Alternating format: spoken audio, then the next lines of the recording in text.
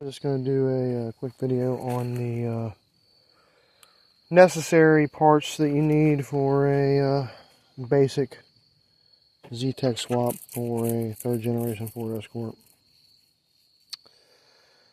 This is assuming that you have a manual transmission car.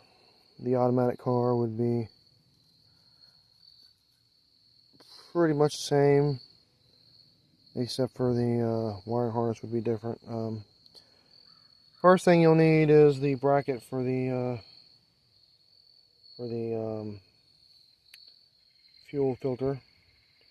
Then the evap, all this evap stuff. It'll unbolt from the ZX2, and it's all. You have to modify this tube right here for the evap.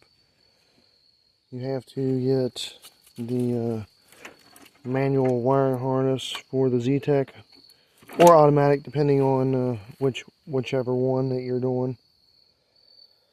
You have to change this. If it's an automatic transmission, this is the crank sensor. This is a different position on the automatic and manual. The manual is over here, the automatic's over here. If you don't change that, it won't run.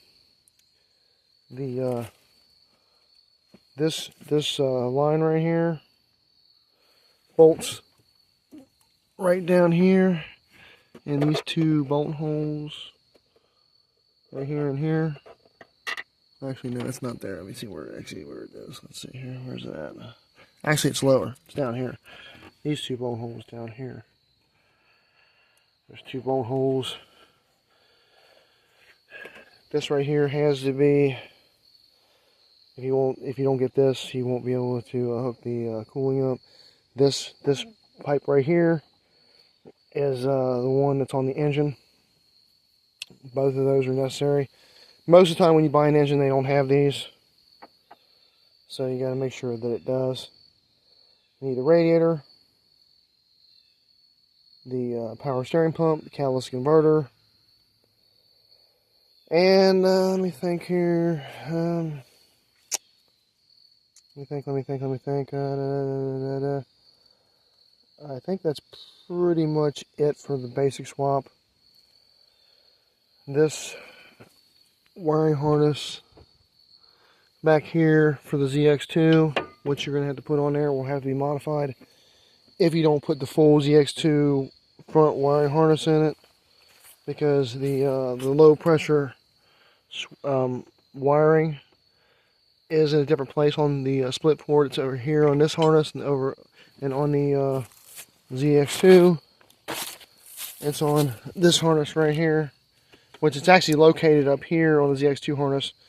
I always open up the harness and I pull it back all the way down here, and I run it through here, and it's the same, goes to the same spot that the actual wiper fluid plug goes on. But those are the basic things that you need. Oh yeah, also I almost forgot, you need the flywheel for the ZX2, and that's pretty much it for the basic swap. Oh, well, actually, I take that back. There's one more thing. The computer. If it's a manual, I recommend the ZX2 SR computer and the ZX2 SR cold air intake. If it's an automatic, you just put the regular automatic ZX2 computer in it. And you can also put the regular manual transmission ZX2 computer if you can't find the SR computer in the cold air intake.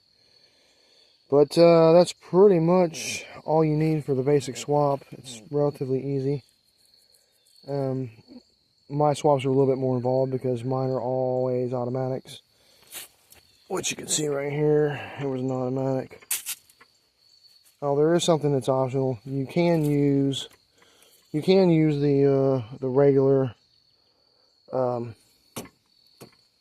throttle cable, or you can get one from ZX2. I would recommend getting one from ZX2, but it's not necessary. And another optional thing is to get the ZX2 5-speed transmission. Other than that, it's all pretty much the same.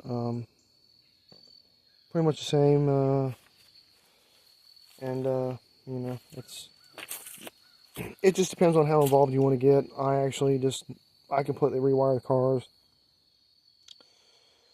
I add the power windows and the cruise control to mine, and tilt wheel and all that kind of thing. So I always go a little bit further, and also disc brakes and lowering springs. So I don't just dabble. I actually also I put the ZX2 Escort ZX2 wiring harness because I always use the tracer front bumper with the fog lights.